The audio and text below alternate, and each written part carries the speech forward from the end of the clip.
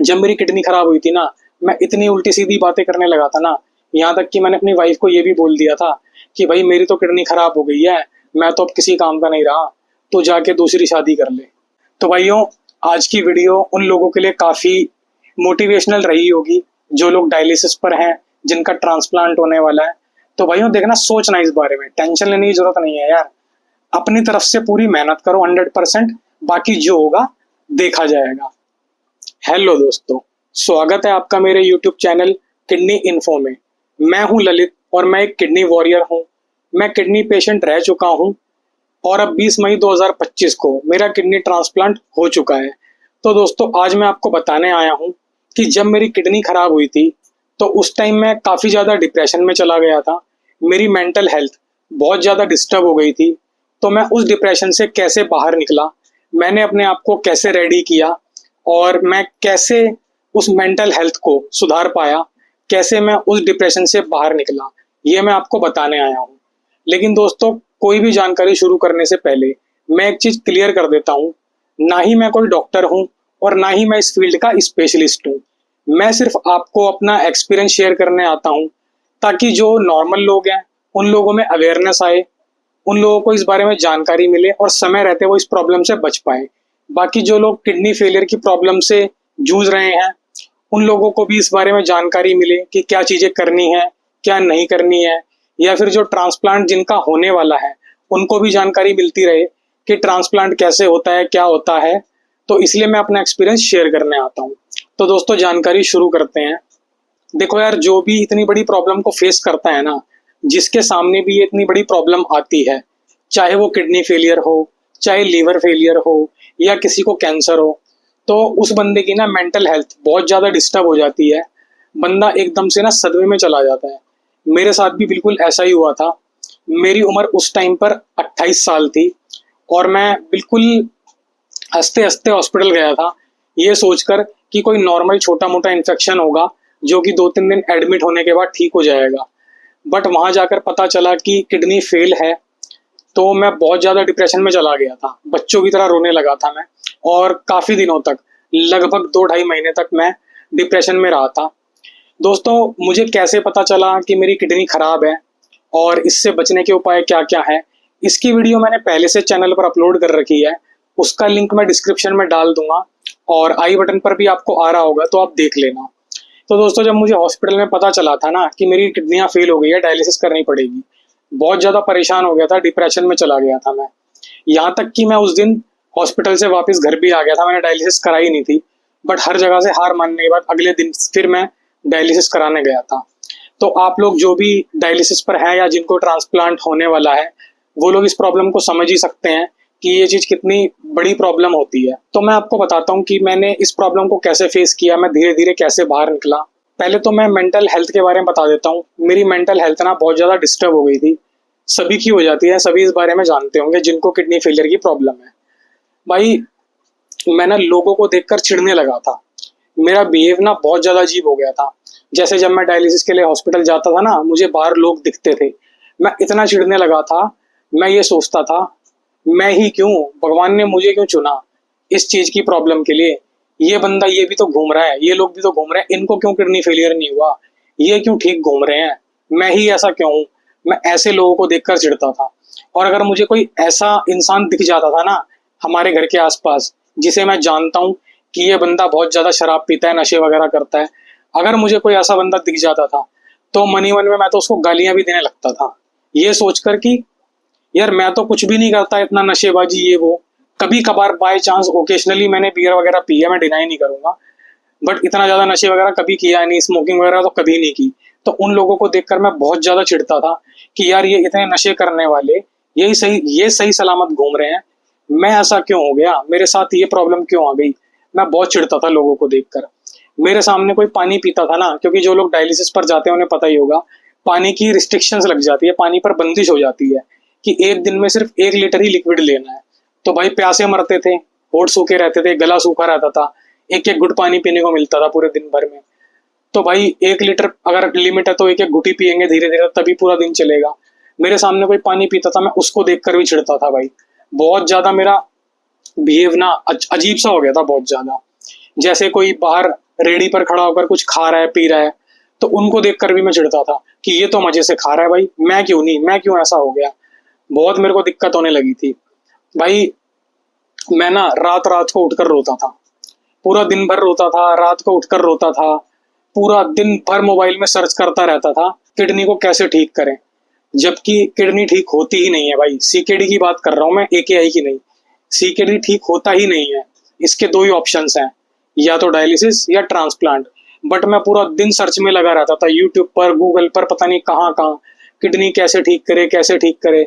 मेरे घर वालों ने यहाँ तक ये भी बोल दिया था कि इससे मोबाइल छीन लो, नहीं तो ऐसे ही परेशान रहेगा ये वो। भाई मेरे भाइयों ने भी मेरा बहुत साथ दिया, मेरी वाइफ है उसने भी मेरा साथ दिया, मेरे पापा मम्मी पूरे परिवार ने बहुत साथ दिया। मेरे भाई लोग मुझे कहते थे कि भाई मूवी देख ले, कोई ये कर ले, वो कर ले, उसमें मन लगा ले। बट नहीं, मैं एक ही चीज सर्च करता रहता था, किडनी कैसे ठीक करे। और मैंने बहुत जगह से दवाई वगैरह भी मंगाई भाई, लेकिन कोई असर नहीं हुआ, 1% भी असर नहीं हुआ। बहुत मैं परेशान हो गया था। रात रात को उठकर रोना, अकेले में बैठकर रोना, घर वालों के सामने रोना। शुरू की बात बता रहा हूँ जब मुझे पता चला था। और उल्टी सीधी बातें करने लगा था, बहुत ज्यादा उल्टी सीधी बातें, कि मुझे क्या हो जाएगा, मैं मर जाऊंगा कल को, क्या होगा मेरा। जब मेरी किडनी खराब हुई थी ना, मैं इतनी उल्टी सीधी बातें करने लगा था ना, यहाँ तक कि मैंने अपनी वाइफ को ये भी बोल दिया था कि भाई मेरी तो किडनी खराब हो गई है, मैं तो अब किसी काम का नहीं रहा, तो जाके दूसरी शादी कर ले। मैं ऐसी उल्टी सीधी बातें करने लगा था भाई। फिर ऐसे करते करते थोड़े दिन निकले, 15 दिन निकले, 20 दिन निकले। मेरे को ना 3 टेंशनें बहुत ज्यादा होने लग गई थी। आपको बता देता हूँ मैं। पहली टेंशन ये थी, मुझे डर था कि अब तो मैं मर जाऊंगा, अब तो मैं मरा, अब तो मैं मर जाऊंगा। मेरी वाइफ है, मेरा छोटा सा बेटा है 3 साल का, उसका क्या होगा। मुझे सबसे ज्यादा ये वाली टेंशन थी भाई। और उसके बाद दूसरी टेंशन ये थी कि अगर मैं डायलिसिस पर भी रहा, मैं बच गया, मैं डायलिसिस पर ही चलता रहा, या मेरा ट्रांसप्लांट भी हो गया, तो मैं ऐसी जिंदगी कैसे जीऊंगा जिसको डायलिसिस पर रहना है, या फिर किसी और की किडनी लगी हुई है। ऐसी जिंदगी में कैसे जीऊंगा, बहुत मुश्किल हो जाएगी। और तीसरी मेरी टेंशन ये थी सबसे बड़ी, जो सबसे मेन चीज है, सभी को पता होगा, पैसों की। कि भाई ये बीमारी बहुत महंगी है, इसका इलाज बहुत महंगा है, चाहे ट्रांसप्लांट हो चाहे डायलिसिस हो। ट्रांसप्लांट फिर भी थोड़ा सा बेटर है डायलिसिस के मुकाबले। डायलिसिस में तो बहुत ज़्यादा पैसा लगता है, ट्रांसप्लांट एक बार को फिर भी ठीक है, लेकिन फिर भी बहुत महंगे हैं भाई दोनों ये। तो मैं ये सोचता था कि पैसा कहाँ से आएगा, मेरी तो कोई सरकारी नौकरी भी नहीं है, कुछ नहीं है, प्राइवेट नौकरी करता था मैं, वो भी छूट जाएगी कल को एक दिन, तो मैं क्या करूँगा। अभी तो मेरे पापा हैं सरकारी नौकरी कर रहे हैं, मेरा भाई है सरकारी नौकरी कर रहा है, मेरा एक और भाई है वो प्राइवेट नौकरी करता है। अभी ये लोग मिलकर मिलकर मेरा इलाज करा रहे हैं, लेकिन कल को मेरा क्या होगा, मैं पैसे कहाँ से लाऊंगा, कहाँ से इलाज कराऊंगा अगर मैं बच भी गया तो ये 3 टेंशनें मेरे को बहुत ज्यादा थी। तो भाई पहली टेंशन को लेते हैं कि मैं इससे कैसे बाहर निकला, मौत वाली, कि मैं मर जाऊंगा, अब तो मैं मरा, मेरे बीवी का क्या होगा, मेरे बच्चे का क्या होगा जो सिर्फ 3 साल का है। तो भाई देखो, मेरे पापा ने मुझे समझाया बिठा के कि देख बेटा, तूने देखा होगा और आप लोगों ने भी देखा होगा यार, कि यार अभी नई नई शादी तय हुई थी, शादी हुई भी नहीं थी, सगाई हुई थी सिर्फ, और वो बंदा अपनी ड्यूटी पर था, वो शहीद हो गया। तो यार उसके भी तो फैमिली वाले हैं ना, वो भी तो जी रहे हैं ना, उनकी जिंदगी भी चल रही है ना। और आपने ये भी सुना होगा कि अभी एक कोई नया बंदा था, नई नई उसकी फौज में ड्यूटी लगी थी, उसकी शादी हुई, शादी के 8-10 दिन बाद ही वो शहीद हो गया। या फिर आपने कभी ऐसा भी सुना होगा कि कोई एक बंदा था, उसको बेटा हुआ था और वो बाहर किसी दूसरे स्टेट में रहता था, वो अपने बेटे को देखने, अपनी वाइफ से मिलने अपने घर आ रहा था ट्रेन में, और रास्ते में उसके साथ कुछ हादसा हो गया और उसकी डेथ हो गई। वो ना अपने बच्चे को देख पाया, ना अपनी वाइफ से मिल पाया, ना अपनी फैमिली से मिल पाया। आप लोगों ने ऐसा भी सुना होगा। आप लोगों ने ये भी देखा होगा, न्यूज़ में ये भी सुना होगा, किसी की बारात जानी थी, किसी की शादी होनी थी, चाहे वो लड़की हो चाहे लड़का हो, शादी वाले दिन स्टेज पर उसे अटैक आ गया या किसी को गोली लग गई तो उसकी डेथ हो गई। तो मेरे पापा ने मुझे ये सब समझाया कि भाई डेथ, लाइफ, ये सब हमारे हाथ में नहीं है, किसको कब क्या हो जाए कुछ नहीं पता यार किसी का। तो ये सब चीज़ें हमारे हाथ में नहीं है, इसकी टेंशन लेने की कोई ज़रूरत नहीं है। फिर मैंने भी सोचा कि हाँ यार, दुनिया में मैं अकेला थोड़ी ना हूँ जो मैं मरूंगा, मुझसे पहले भी बहुत लोग मरे हैं, रोज हजारों लाखों लोग मरते हैं, और मेरे बाद भी हजारों लाखों लोग मरेंगे। तो क्या यार उनकी फैमिली जीती नहीं है, चाहे कैसे भी करके सबकी फैमिली चल रही है। लोग ना कैसे भी करके यार देखो कोई भी रास्ता बना लेते हैं, जिसके सर पे पड़ती है ना, चाहे वो लेडीज हो चाहे जेंट्स हो, किसी का भाई हस्बैंड की डेथ हो जाती है तो वो लेडीज कुछ भी करके रास्ता निकाल लेती है, कमा लेती है, अपने बच्चे को पाल लेती है, कुछ भी कर लेते हैं लोग यार, जीवन चलता रहता है, किसी के जाने से रुकता नहीं है। हाँ मगर दुख काफी टाइम तक, बहुत टाइम तक दुख रहता है, बल्कि फैमिली वालों को लाइफ टाइम ही दुख रहता है। जब भी कोई त्योहार वगैरह या कुछ आता है तो उन्हें याद आती है, तो दुख तो रहता है, लेकिन वक्त के साथ साथ धीरे धीरे लोग उस चीज में एडजस्ट कर जाते हैं। तो इस चीज से मैं फिर ऐसे करके ना ये सब चीजें सोच सोच के बाहर निकल गया। मेरा मौत का डर बिल्कुल खत्म हो गया। अब मैंने मेरे मन में ये आ गया, ठीक है यार, जब तक जिंदगी चल रही है चल रही है, जब मरना होगा मर जाएंगे, वो हमारे हाथ में थोड़ी ना है, कोई बात नहीं। मरने का डर भाई, मरने की टेंशन मेरी खत्म हो गई। दूसरी टेंशन मेरी ये थी कि मैं ऐसी जिंदगी कैसे जीऊंगा, अगर मैं डायलिसिस पर हूं तब भी, और मेरा ट्रांसप्लांट हो गया तब भी, मैं ऐसी जिंदगी कैसे जीऊंगा। फिर धीरे धीरे मुझे याद आया, जब मैं छोटा था ना, मैं 10 साल का, 12 साल मेरी उम्र थी शायद, 12 से 15 के बीच में, तो उस टाइम पर ना मैं डिस्कवरी चैनल देखता था। आप लोगों ने भी देखा होगा। उस पर भाई इतनी अजीब अजीब चीजें दिखाते थे ना, अद्भुत चीजें दिखाते थे, ऐसी ऐसी बीमारियां दिखाते ना लोगों को कि उनका इलाज तो है नहीं, वो तो बात छोड़ो इलाज है या नहीं, डॉक्टर्स को ये भी नहीं पता कि ये बीमारी क्या है। ऐसी ऐसी यूनिक अजीबो गरीब लोगों को बीमारियां लगती थी, उस डिस्कवरी चैनल में वो भी दिखाते थे, तो वो भी मैं देखता था, जो एपिसोड उनका आता था। भाई ऐसे ऐसे लोग दिखाते थे उसमें कि किसी के पूरे शरीर पर बाल ही बाल उग रहे हैं, किसी की स्किन इतनी मोटी मोटी हो गई है, लटकने लग गई है, किसी का फेस जो है, फेस पे ट्यूमर इतना बड़ा हो गया है कि उसके फेस से भी दुगना हो गया है, ठीक है। या फिर कोई ऐसे इंसानों का जन्म हुआ है जो आपस में जुड़े हुए हैं, या फिर जिनका सर जुड़ा हुआ है, या फिर कोई ऐसा व्यक्ति दिखाते थे जिसकी स्किन में कोई बीमारी है और उसकी स्किन, उसकी खाल बहुत ज्यादा अजीब सी हो गई है, उसकी चमड़ी बहुत ज्यादा अजीब सी हो गई है। इन लोगों का इलाज है या नहीं वो तो बात अलग है, डॉक्टर्स को ये भी नहीं पता था कि इनको बीमारी क्या है, ऐसे भी लोग दिखाते थे। तो यार वो लोग भी तो अब जैसे तैसे जी रहे थे ना उस बीमारी के साथ। और लास्ट में जो आपने बच्चा देखा होगा, ये वीडियो तो खैर मैंने अभी कुछ दिन पहले ही देखी थी इंस्टाग्राम पर, तो मैंने इसको भी देखा। अब तो मेरा ट्रांसप्लांट हो चुका है, इसको देखकर भी थोड़ा ऐसा लगा। अब आप इस बच्चे को देखना यार, जिस बच्चे को आपने देखा अभी वीडियो में, आप ही बताना क्या यार इसका इलाज हो पाएगा, नहीं हो पाएगा ना। लेकिन फिर भी उसके माँ बाप स्ट्रगल कर रहे हैं, कैसे भी कोशिश कर रहे हैं कि कुछ हो जाए। तो यही जिंदगी है यार, देखो सुख आता है तो दुख भी आता है, और दुख आता है तो कल को फिर सुख भी आता है, यही जिंदगी की साइकिल है, ऐसे ही चलती रहती है। तो भाइयों ये टेंशन भी मेरी निकल गई, ठीक है, कि मैं ऐसी जिंदगी कैसे जीऊंगा। ठीक है यार, बतेरे लोग हैं मेरे अलावा जो ऐसी जिंदगी जी रहे हैं, तो हम भी जी लेंगे। अब मेरी ये टेंशन भी खत्म हो गई। तीसरी सबसे बड़ी टेंशन भाई, कि पैसा, इलाज में पैसा कहाँ से आएगा। अभी तो मेरे पापा मेरे भाई लोग करा रहे हैं, लेकिन कल को भाई क्या होगा, हमेशा तो पापा मम्मी रहेंगे नहीं भाई, ठीक है, और भाई भी भाई अभी साथ दे रहे हैं, बाद का किसी का कुछ नहीं पता, तो मैं कहाँ से क्या कराऊंगा। पैसों की टेंशन। और भाई देखो मैं आपको एक चीज बता दूं भाई, हाथ जोड़ गया भाई, पैसों के मामले में यहाँ ज्ञान मत देने आना यार कोई भी, कि पैसा ही सब कुछ नहीं होता ये वो। जो हम लोग किडनी फेलियर की प्रॉब्लम से जूझ रहे हैं ना, या फिर जो ट्रांसप्लांट वाले हैं, वो अच्छे से जानते हैं कि पैसे की क्या अहमियत है।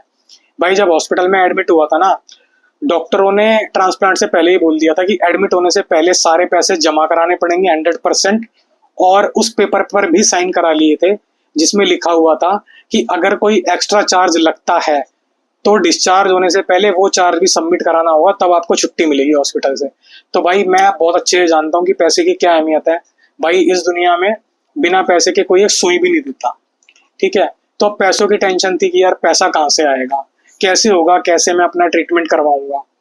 तो भाई आधी टेंशन तो ये मेरी खत्म हो गई है। कैसे, सोच के देखो, मैं आपको बताता हूँ। एक अपना भाई है, एसबी किडनी हेल्थ नाम से उसका चैनल है, उसके किडनी ट्रांसप्लांट को लगभग 8-9 साल हो चुके हैं। और ट्रांसप्लांट से पहले जैसे मैं डरता था ना कि ट्रांसप्लांट के बाद क्या जिंदगी होगी, किसी और की किडनी लगी हुई है, कैसे चलेगा वो, तो मेरे को उस भाई की वीडियो मिल गई थी यूट्यूब पे।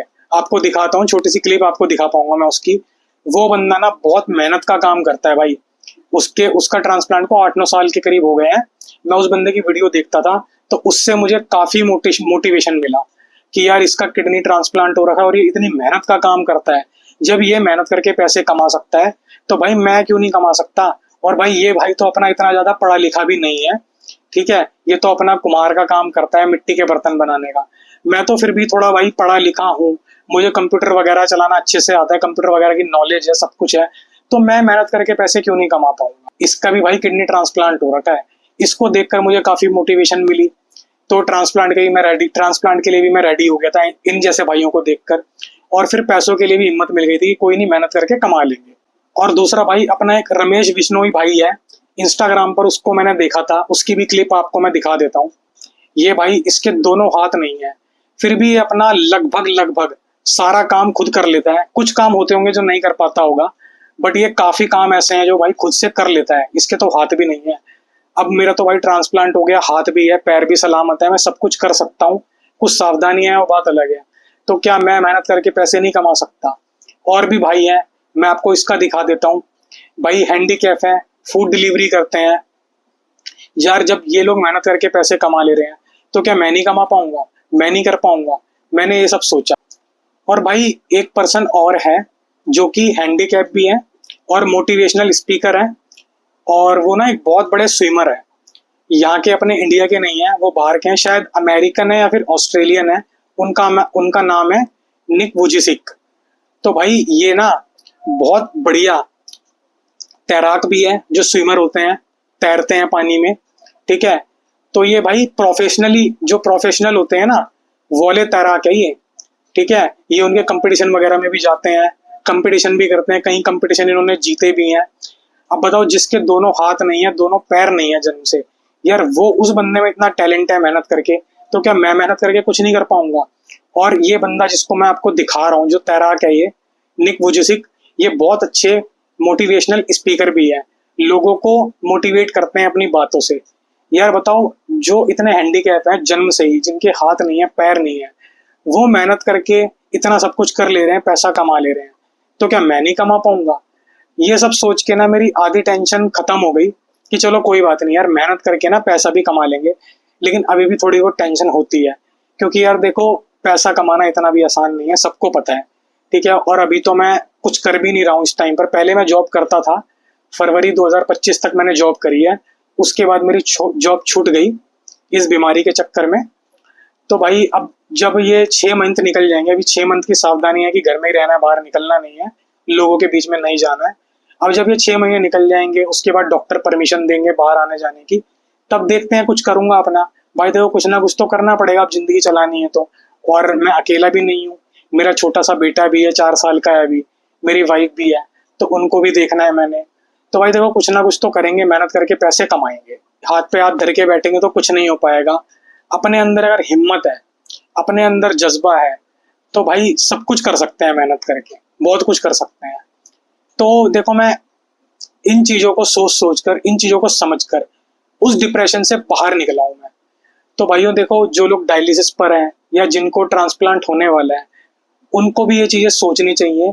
और अपने जो डिप्रेशन में गए हैं लोग, जो सदमे में हैं, जो सोच में पड़े हुए हैं, इन चीज़ों से बाहर निकलना पड़ेगा। भाई ये सोचना, हम अकेले नहीं हैं इस प्रॉब्लम को फेस करने वाले, दुनिया में हमसे भी ज़्यादा मजबूर लोग हैं। भाई जब मेरा किडनी फेल हुआ था ना, तो मैं ये सोचता था कि यार मैं ही एक अनोखा ऐसा हूँ जिसको ये बीमारी लग गई, सिर्फ 28 साल की उम्र में ये हो। भाई जब मैं एम्स हॉस्पिटल गया था ना, मैं दिल्ली में रहता हूँ, न्यू दिल्ली एम्स हॉस्पिटल में गया था, वहां पे भाई किडनी वाले डिपार्टमेंट में मेला लगा हुआ था लोगों का। इतने लोग आते हैं डेली नए नए बीमारी लेके। वहां जाके भी थोड़ा हौसला मिला था कि यार मैं अकेला नहीं हूँ, इतने सारे लोग हैं, चलो जो होगा देखा जाएगा। और अब सच में कंडीशन वहां पर आ गई है। अब तो ट्रांसप्लांट मेरा हो गया है, बट अब मैं वही सोचता हूँ कि कोई बात नहीं, जब मरना होगा मर जाएंगे भाई, मरना तो सबको एक दिन है ही है, किसी को पता थोड़ी ना कि कब मरना है कब नहीं मरना, जब मरना होगा मर जाएंगे। और जिंदगी भाई काफी बेहतर है, अभी हाथ सलामत रखे हुए हैं ऊपर वाले ने, पैर सलामत है, दिमाग भी अच्छा खासा दिया है भाई, इस्तेमाल करके पैसा कमा लेंगे भाई, कोई बात नहीं। और भाई ऐसी जिंदगी कैसे जिएंगे? भाई जिंदगी पहले से तो मुझे और अच्छी हो गई है, मेरी आदतें सुधर गई है, गंदा संदा खाना, जब मर्जी सोना लेटना, कोई फिजिकल एक्टिविटी ना करना, ये सब आदतें भी मेरी सुधर गई है। तो भाई कर लेंगे मेहनत करके। अब सच में ये चीज हो गई है कि अब जो होगा देखा जाएगा। बस ये है कि अपने आप को सावधानियों में रखना है बांध कर, ठीक है। अब सावधानी से चलना है, बट जो होगा अब देखा जाएगा। तो भाइयों, आज की वीडियो उन लोगों के लिए काफ़ी मोटिवेशनल रही होगी जो लोग डायलिसिस पर हैं, जिनका ट्रांसप्लांट होने वाला है। तो भाइयों देखना, सोचना इस बारे में, टेंशन लेने की जरूरत नहीं है यार। अपनी तरफ से पूरी मेहनत करो 100%, बाकी जो होगा देखा जाएगा। और भाइयों, अगर आपको ये वीडियो अच्छी लगी हो तो लाइक करना, आगे और भी जानकारी के लिए चैनल को सब्सक्राइब करना। अगर आपका कोई क्वेश्चन हो तो कमेंट करना, और भाइयों जरूरतमंदों के साथ शेयर कर देना। ठीक है, थैंक यू दोस्तों।